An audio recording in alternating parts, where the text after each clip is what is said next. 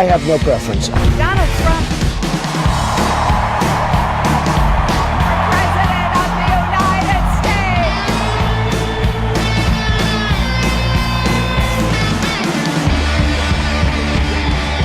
I know it's not.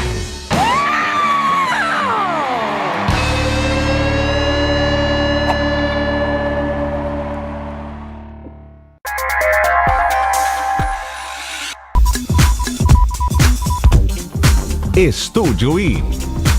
Apoio Citroën. Chegou o novo Citroën Aircross. Aventure-se.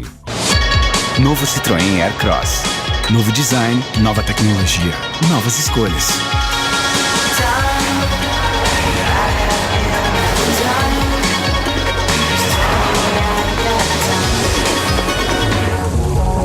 Novo Citroën Aircross. Entrada mais parcelas de R$ 599. E aproveite ainda, C3 PureTech, o motor mais econômico do país. Citroën. Olá, boa tarde para vocês de casa. O Estúdio I está no ar aqui comigo.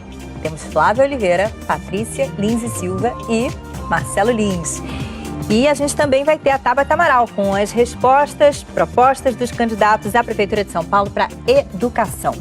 O presidente Michel Temer disse na ONU que o impeachment foi constitucional. Houve reações de representantes de alguns países que participam da Assembleia Geral das Nações Unidas. Repercute mal em Brasília a proposta de anistiar o Caixa 2 em campanhas eleitorais.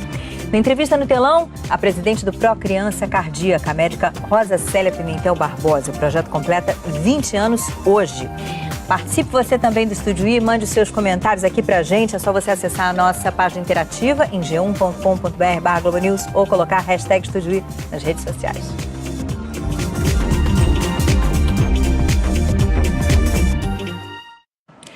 O presidente Michel Temer abriu os debates da Assembleia Geral das Nações Unidas em Nova York. Ele descreveu o processo de impeachment da ex-presidente Dilma Rousseff como constitucional. Por tradição, o chefe de Estado brasileiro sempre é o primeiro a falar nesse evento, na abertura desses debates gerais. Vamos conversar com a Carolina Cimente, que acompanhou.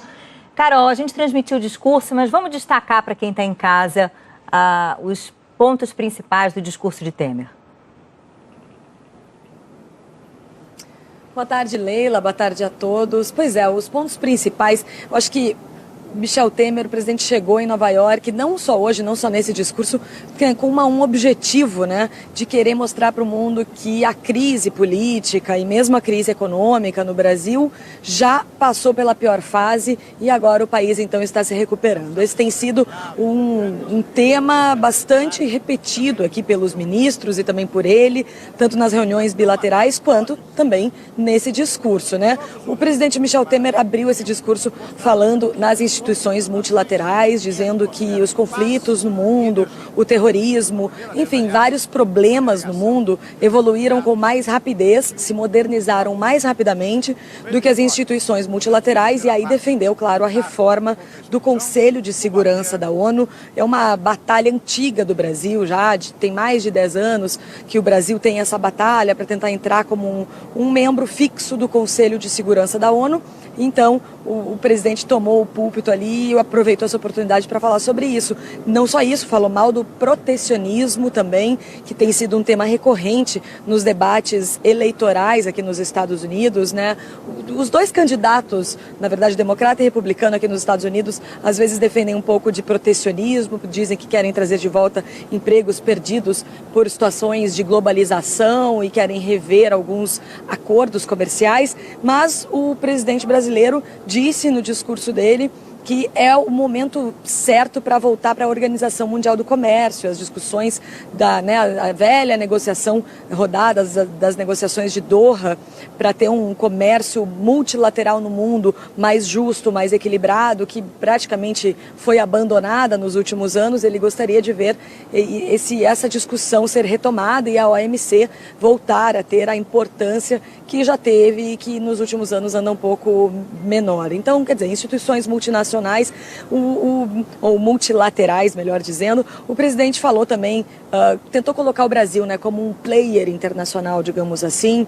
Falou que o Brasil acha que tem que existir um Estado palestino. Isso já havia sido defendido pelo governo do presidente Lula, da presidente Dilma, repetiu, então aqui afirmou isso.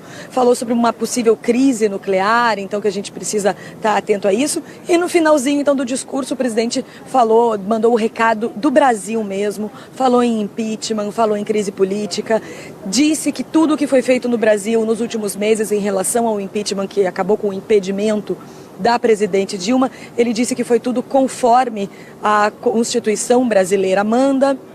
E também disse que agora o governo vai se focar em termos econômicos, criação de empregos e responsabilidade fiscal. O presidente também disse, não quero esquecer essa frase, que ele disse assim, que o que aconteceu de mudança de governo, a crise política, mostra que as leis no Brasil são para todos. Então foi assim que ele justificou tudo isso que aconteceu enquanto fazia esse discurso na ONU. Agora, antes de devolver a bola para vocês, Leila, eu queria te dizer que daqui 10 minutos começa o almoço oficial oferecido pelo Ban Ki-moon, o secretário-geral da ONU. É um almoço em homenagem aos chefes de Estado que estão participando aqui desse primeiro dia da Assembleia Geral, e a gente conseguiu o cardápio desse almoço. Então, eu achei curioso para passar para vocês que esses chefes de Estado que decidirem participar, e o presidente Michel Temer é um deles, vão comer, então, salmão marinado com beterrabas, uma saladinha de caviar, feijão e aipo, uma saladinha verde com vinho americano, depois uma vitela ao molho, purê de couve-flor,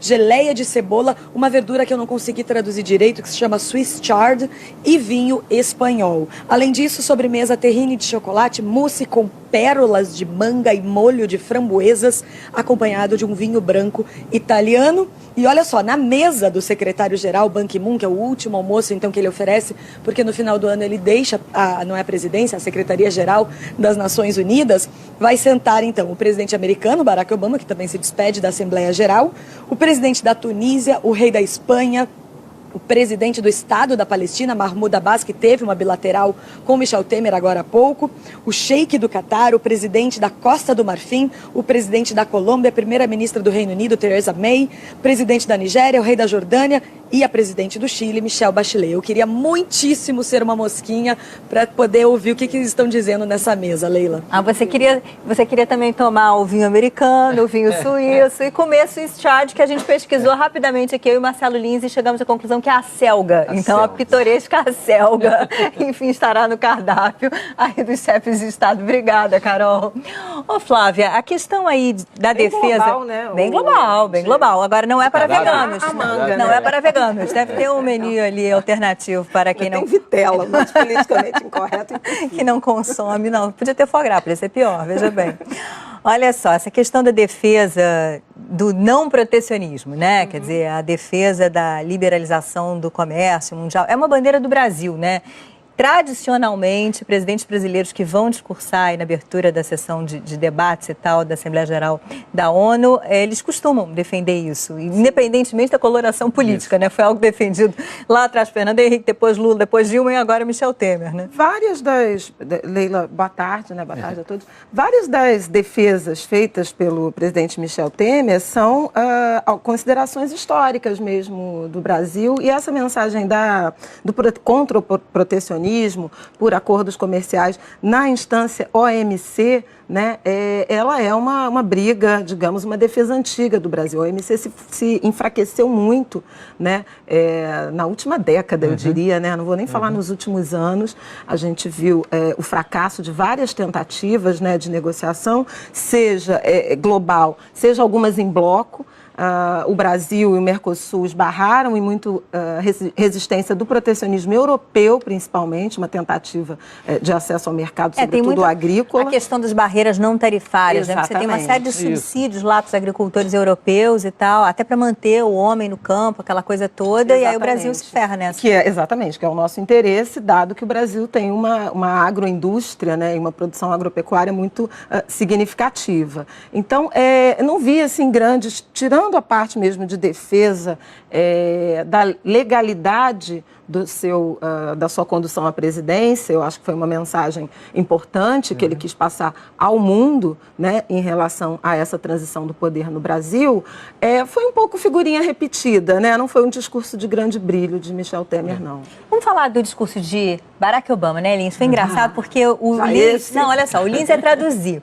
Aí o Lins teve um probleminha, não chegava e tal, e pediram, olha, vai pra lá e fica a posto, porque se ele começar, e daqui a pouco anunciam, olha, na verdade ele está a caminho, ele está atrasado, então a gente vai passar a palavra para o representante do Chad, daqui a pouco Obama chega. Você acha que foi por acaso esse atraso ou tem... Não, eu estava no táxi. Mandei um... Ele também, né? Então, mandei uma mensagem e falei, Obama, segura. Muito bom. Não foi isso.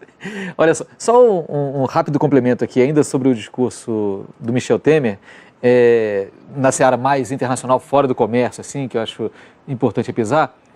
A demanda do Brasil ainda por um assento permanente, Conselho de Segurança, faz parte das demandas históricas do país, assim como a demanda pelo reconhecimento de um Estado palestino soberano. Nessa questão do Oriente Médio, eu acho que o Brasil, hoje, nos últimos anos, mais do que nunca, ficou uma carta fora do baralho. Teve aquela tentativa lá no governo Lula ainda de tentar um protagonismo maior com o país do Oriente Médio, que foi muito criticado também, inclusive internamente no Brasil. Muita gente achava que o Brasil não deveria se meter ali. Questão do Irã, questão do né? Irã, Exatamente. Depois até saiu o Irã e o Brasil foi muito criticado. Enfim, o fato é que o Brasil é mais uma repetição da bandeira. Na questão do Conselho de Segurança, também uma repetição de bandeira e com um agravante, que não tem a ver especificamente só com o presidente Temer, tem a ver também com os governos, o governo e pouquinho da Dilma e o governo Lula também, que é o Brasil com dificuldade de ser protagonista na sua própria região, na América do Sul. Então, ao mesmo tempo que o Temer enalteceu, elogiou o acordo de paz na Colômbia, vamos lembrar que a Colômbia, que está aqui do nosso ladinho, aqui assim, o Brasil não tem participação nenhuma no desenvolvimento desse acordo, que foi resolvido lá em Cuba, onde o Brasil tampouco teve participação na reaproximação com os Estados Unidos. O Temer citou isso também. Então, pedir um assento no Conselho de Segurança para ter participação e voz nos grandes debates globais significa também buscar um papel de maior protagonismo e não apenas no comércio. O Brasil tem o tamanho que tem a importância estratégica que tem, ele merece ter um protagonismo maior.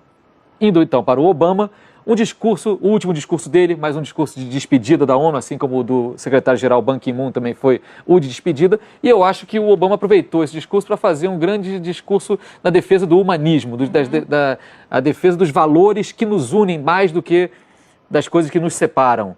E ele disse que isso era uma escolha, a escolha dos países, dos líderes, da história. Podemos escolher olhar para a humanidade de um lado mais positivo no que já se conseguiu em termos de aproximação, em termos de conquistas para o desenvolvimento, para o progresso, para a paz, ou podemos escolher, e essa escolha está posta, um lado que acredita na supressão do outro, no convencer ou no vencer pela força e nas coisas todas que levam onde já nos levaram tantas vezes no passado. Eu achei interessante, por exemplo, ele deu nome aos bois, né, em alguns casos. A Rússia, por aí vai. Falou claramente. A Rússia falou do Estado Islâmico mais de uma vez, da importância de estarem unidas ações internacionais para derrotar o Estado Islâmico. E uma coisa que a gente estava até conversando lá no camarim com a Flávia também, várias vezes ele repetiu a importância não só da juventude, dessa nova juventude que está aí hoje, uma juventude aparentemente mais aberta, com mais possibilidades de saber o que está acontecendo do outro lado do mundo e por isso se importar com isso, e do fato disso ser um caminho sem volta. A tecnologia de hoje permite o acesso a informações sobre o outro, sobre os outros lugares, então a juventude consegue puxar para si o seu destino e consegue ver que a gente trabalhando mais junto pode ser melhor do que trabalhando mais separados. Então vamos chamar para trabalhar junto com a gente, Ariel Palacios. Teve uma alfinetadinha também do Donald Trump, né, que ele falou também, falando de trabalhar junto, que um país que se fecha em muros é um país que está isolado e que não está resolvendo nada. Eu acho que é até um recado, talvez, para o eleitorado jovem americano. Isso, mas vamos botar o Ariel aqui na nossa conversa. Ariel, voltando aí ao discurso de Michel Temer, né? Enfim, alguns representantes aí de países latino-americanos claramente manifestaram uma reação ao que disse o presidente brasileiro. Pois é, Leila. Boa tarde a todos. Dos 193 países que formam a ONU, os governos de 6 países protagonizaram hoje um protesto contra a presença de Michel Temer na Assembleia Anual da ONU. São 3 países sul-americanos, 2 centro-americanos e um caribenho, cujos presidentes tinham laços de afinidade com a ex-presidente Dilma Rousseff. O protesto não foi unificado, foi em 3 modalidades diferentes. Por um lado, os representantes da Venezuela, Nicarágua e do Equador saíram do plenário da ONU quando Temer ia discursar. Os de Cuba e da Bolívia optaram por outro estilo, só entraram depois do discurso ter concluído. Da delegação da Costa Rica, ficou sentado um representante e os outros foram embora. A saída do plenário é um clássico para protestos na ONU. Ao longo das décadas, diplomatas africanos foram embora do recinto quando britânicos discursavam, árabes saíram quando israelenses falavam e vice-versa, europeus já levantaram em discursos de presidentes iranianos e no ano passado os russos saíram do plenário enquanto o presidente da Ucrânia falava. São atos simbólicos. Na prática, os 6 governos que se manifestaram hoje contra o governo do Brasil continuam normalmente suas relações comerciais com o país. E ontem o presidente do Uruguai, o socialista Tabaré Vázquez, conversou meia hora com o presidente Temer. Vázquez disse que é importante ter uma boa relação com o Brasil. E os chanceleres da Argentina, Brasil, Paraguai e Uruguai decidiram que o Uruguai se encarregará das negociações comerciais que o Mercosul está realizando atualmente com a União Europeia. O Mercosul está sendo comandado agora por uma presidência colegiada entre os 4 países fundadores. A Venezuela foi bloqueada para ter a presidência rotativa neste semestre. Mas o presidente Nicolás Maduro da Venezuela, enquanto isso, afirma que ele tem a presidência do Mercosul. No fim de semana, na reunião de países não alinhados, realizada na Ilha Margarita, na Venezuela, Maduro reivindicou novamente a presidência do Mercosul e o presidente venezuelano obteve o apoio do Irã, da Coreia do Norte e do Zimbábue, Leila. Não é exatamente expressivo, né? Esse apoio, com todo respeito, né, Ariel Palácio? Obrigada, viu, Ariel? Bom trabalho aí para você. Olha só, você também pode comentar e dar sugestões, fazer elogios, fazer críticas aqui para o Estúdio I. É só você ligar para o nosso telefone 4002-2884, que é o telefone da nossa central de atendimento ao telespectador. E você também pode acessar falecomaglobonews.com.br.